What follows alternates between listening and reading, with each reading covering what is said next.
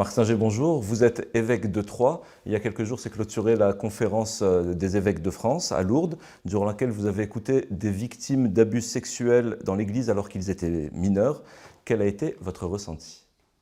C'était un moment très lourd et même très dur, je dirais, parce que nous sommes retrouvés face à des personnes qui nous ont raconté ce qui leur était arrivé, et qui nous ont raconté ce qui leur était arrivé, et pas seulement ça, qui nous ont dit aussi comment elles ont traversé le temps à partir de là, enfin, entre le moment où ça leur est arrivé et le moment où elles nous l'ont raconté.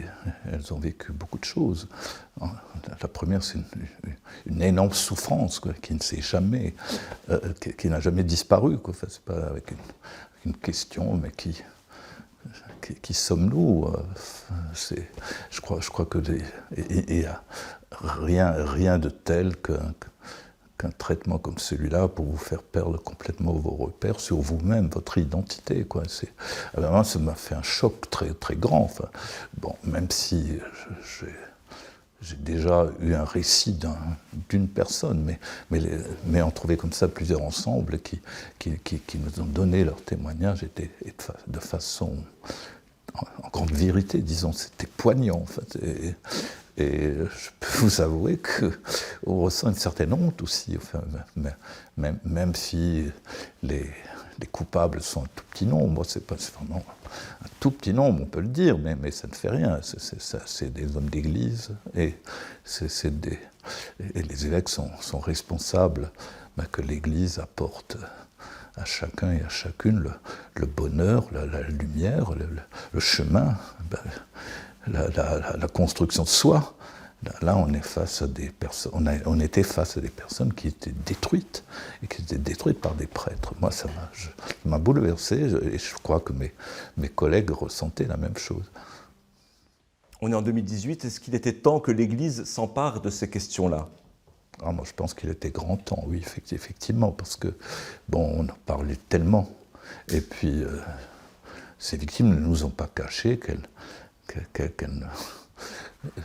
n'avaient pas plus confiance dans l'Église, dans sa capacité de les écouter, non seulement de les écouter, mais de les entendre aussi. Enfin, et je crois qu'il fallait leur donner ce témoignage pour qu'elles puissent repenser les choses autrement, quoi, pour qu'elles puissent se dire qu'il y a un chemin de construction devant nous, quoi. Enfin, même si ça n'enlèvera jamais leur souffrance. Ça, j'ai compris aussi, c'est une souffrance qui va rester toujours. Mais enfin, et ça, une victime me l'a dit dans une conversation particulière. Jusqu'ici, on avait toujours l'impression qu'on ne peut plus faire de projet, qu'on est détruit, on ne peut plus faire de projet. Et le fait qu'on puisse en parler, et qu'on ait face à soi des personnes qui écoutent vraiment, qui prennent conscience avec vous de ce qui s'est passé, et qui vous proposent d'avancer avec vous, et pas tout seul. Enfin, ça a été un moment important. Enfin, et j'avoue que ça m'a donné un peu d'espérance en me disant, ben voilà, au moins des personnes que les hommes d'église ont pu détruire, ben elles ont de nouveau aujourd'hui la possibilité de se dire tout n'est pas détruit, même si beaucoup est détruit. Avez-vous l'impression qu'aujourd'hui, les choses ont changé dans l'Église et qu'on est plus à l'écoute des victimes? Alors moi, je n'ai pas du tout l'impression que ça ne peut plus arriver. Vous savez, tant que l'homme est l'homme, tout est toujours possible. Mais enfin, il y a quand même des choses qui ont changé fondamentalement. La première, c'est que l'Église a manifesté clairement qu'elle veut faire la vérité sur cette affaire. Elle ne veut plus se cacher, quoi. Enfin, jusqu'ici, il y avait, il faut le reconnaître, une tendance à se cacher. Pourquoi? Ce n'était pas forcément des motifs pécamineux, comme on dit. Enfin, c'était parce qu'il fallait protéger l'institution, il fallait surtout éviter que l'institution soit mise en question. Mais enfin, moi, je pense que le grand changement, c'est que nous ayons pu comprendre que la meilleure manière de protéger l'institution, c'est de faire la vérité.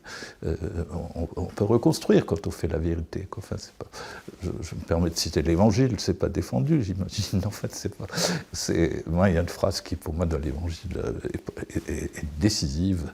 C'est dans l'évangile de Saint Jean Jésus qui dit à Nicodème, celui qui fait la vérité vient à la lumière. Et c'est seulement si on est dans la lumière qu'on peut construire. Si on n'est pas dans la lumière, enfin aussi, on peut construire aussi dans les ténèbres, mais ce sont des constructions qui s'écroulent très vite. Enfin, ça met un peu de temps, mais ça ne pouvait pas durer de toute façon. Donc je crois qu'il y a quelque chose de profondément nouveau. Là, l'Église a voulu faire la vérité sur... Et alors ça se traduira concrètement aussi par la suite. C'est pas juste l'événement de Lourdes de cette année nous avons décidé ensemble de créer une commission qui est chargée de faire la lumière, enfin, qui est chargée de regarder, je crois qu'on a pris comme date butoir 1950. Alors cette commission a la charge de regarder ce qui s'est passé depuis 1950 et pourquoi ça s'est passé. Voilà la question qu'on peut tous se poser, c'est qu'est-ce qui a fait qu'on en soit arrivé là ? Moi aussi, j'ai envie de le savoir, pour tout vous dire. En fait, c'est pas, donc, je suis très content qu'on ait décidé de faire ça. Alors évidemment, il y a des gens qui m'ont dit, mais quelle liberté aura cette commission ? C'est vous, enfin vous, c'est les évêques qui vont nommer le responsable, etc. Et puis, alors il y a deux choses, peut-être même trois, qui sont sûres. La première, c'est que ce responsable aura totale liberté dans bon, il faudra qu'il accepte, quoi. Mais ce sera un bénévole de haut niveau, de haut niveau, parce qu'il faut quelqu'un de haut niveau pour faire face à une tâche qui est aussi difficile que celle-là, quoi. Et donc, il faut qu'il accepte, et il aura les moyens de faire son travail sans que l'Église s'en mêle. Elle lui donnera les moyens de faire le travail, c'est tout ce qu'elle aura à faire là, dans cette affaire. Et donc, ce n'est pas l'Église qui va le salarier, puisque c'est un bénévole. Donc, tout ça facilite son indépendance. Et nous le souhaitions que ce soit quelqu'un d'indépendant. Mais alors, je reviens un instant sur cette commission, parce qu'il y a, donc, première chose, faire la lumière. Qu'est-ce qui s'est passé ? Deuxième chose, regarder ce qu'on a essayé de faire pour évaluer ce qu'on a fait. Bon, on dit facilement, mais nous, on a commencé à faire quelque chose à partir de l'an 2000, puisqu'on en a parlé de façon un peu sérieuse, et on a publié une brochure d'aide pour comprendre un peu. Donc, mais alors, on a fait un certain nombre de choses, mais il faut évaluer la valeur, l'efficacité de ce qui a été fait, quoi. C'est la deuxième mission de cette commission. Et la troisième mission de cette commission, ce sera un travail de mémoire. Il est important de garder un peu la mémoire de ce qui s'est passé. Alors, il faudra trouver une forme, moi, je ne sais pas aujourd'hui laquelle, mais une forme pour ramasser des récits qu'on puisse garder pour se rappeler toujours ce qui s'est passé, quoi. Alors, évidemment, ça veut dire qu'il faut trouver une modalité, il faut trouver un lieu pour les entreposer, mais ça viendra par la suite. Et des sanctions ? Des sanctions. Dans le cas de cas avérés ? Ah ben, de toute façon, si vous voulez, les cas avérés, dès maintenant, les évêques sont obligés, quand ils ont un cas, ils sont obligés normalement de signaler ça au procureur, ça c'est clair. Et puis la deuxième chose, quand c'est des cas avérés, il nous est demandé de suspendre de tout ministère la personne qui a fait cela, quoi. Enfin, c'est pas ça, mais ça c'est déjà le cas. Alors est-ce que c'est toujours fait ? J'en sais rien. Je peux parler de moi, mais je peux pas. Mais je crois quand même que en gros c'est ce qui se fait. Et vous êtes évêque de Troyes depuis 1999. Des cas de pédophilie dans l'Église ont-ils été recensés dans le département ? Et qu'est-ce que vous avez mis en place ? Ah ben, si vous voulez, moi je ne sais que deux choses pour ce qui concerne avant 1999. Le premier, c'est un homme qui est venu me trouver il y a 5 ans à peu près, j'ai un peu les dates, pour me parler, donc c'est un homme qui a dans les 60 ans aujourd'hui, enfin, pour me parler de quelque chose qui lui est arrivé quand il avait l'âge de 12 ans, dans un collège religieux. Voilà, donc ça a été traité, mais je ne peux pas trop vous en dire plus, puisque ce n'est pas le diocèse qui l'a traité. Hein. Moi, je l'ai reçu et je le reçois toujours depuis 5 ans. Nous nous rencontrons régulièrement et c'est un homme qui était détruit et qui aujourd'hui est en train de se reconstruire. Mais sa première question, c'était il faut trouver. Je voudrais que celui qui m'a fait ça me demande pardon.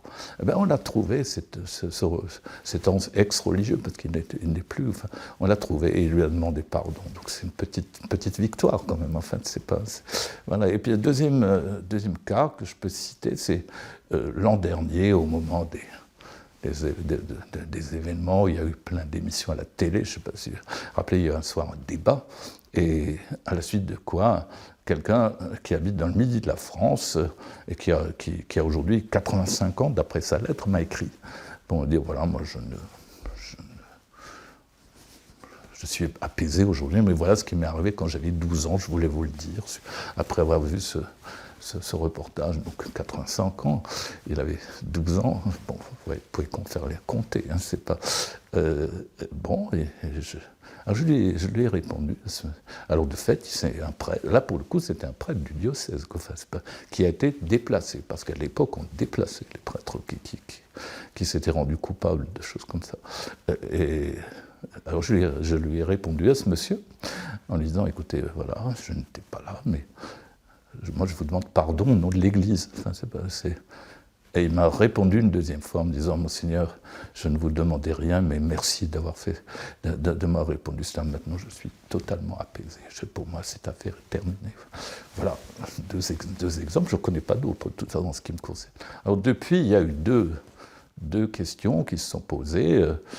Une première fois, c'était pour détention d'images pornographique, c'était peu d'images, mais comme vous le savez, la justice, une seule image suffit pour que quelqu'un soit passible du tribunal. Donc il a été.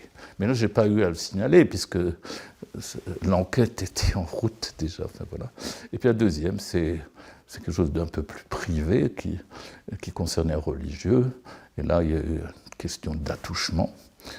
Bon, ça a été signalé. Le religieux ne faisait plus partie de sa congrégation, l'avait remercié, et il est parti, il n'est pas resté chez nous. Il était de passage chez nous, il n'est pas resté chez nous. Voilà les deux seules choses que je connaisse, moi.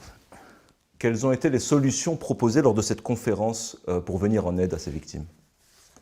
Si quelqu'un venait me dire aujourd'hui, une première chose que je suis obligé de faire, c'est de le signaler. Enfin, mais on a installé, puisque vous me demandiez ce qu'on a fait, on a installé, comme dans beaucoup de diocèses, ce qu'on appelle une cellule d'écoute et d'accueil pour les victimes. Donc cette cellule est en place, elle est pour les 2 diocèses de Troyes et de Langres, elle est composée de personnes qualifiés, disons ça comme ça, et on encourage tous ceux qui savent quelque chose à prendre contact avec cette cellule. Son adresse est clairement répertoriée partout, et ce qui est clair, c'est que si cette cellule reçoit quelqu'un, ou quelqu'un qui lui signale quelque chose, c'est pas à elle de régler la question. Ça vient chez moi après. Et moi, je suis obligé de signaler, et puis après il faut ensuite que je suspende le prêtre s'il s'avère qu'il a fait quelque chose. Il faut le suspendre. Je sais pas. D'ailleurs, le ministère du prêtre, c'est pour construire, pour aider des gens à se construire. Alors s'il a détruit, il ne peut plus être ministre. Après, ça passe de toute façon, il y a une partie judiciaire. La question, c'est après, parce qu'il faut aussi croire à la possibilité de conversion des personnes. Il faut que celui qui a fauté paye devant la société ce que la société lui demande de payer. Et après, il faut que nous, on trouve une manière de le traiter. Ça ne veut pas dire qu'il redevienne prêtre. Ça peut être beaucoup de choses, mais enfin, même les pécheurs, on ne doit pas les jeter, comme on dit un peu grossièrement, enfin trivialement. Voilà, même les pécheurs, on doit être capable de les accueillir. Ça, c'est en tout cas le message chrétien, ce que je vous dis là. Merci, Monseigneur Stinger.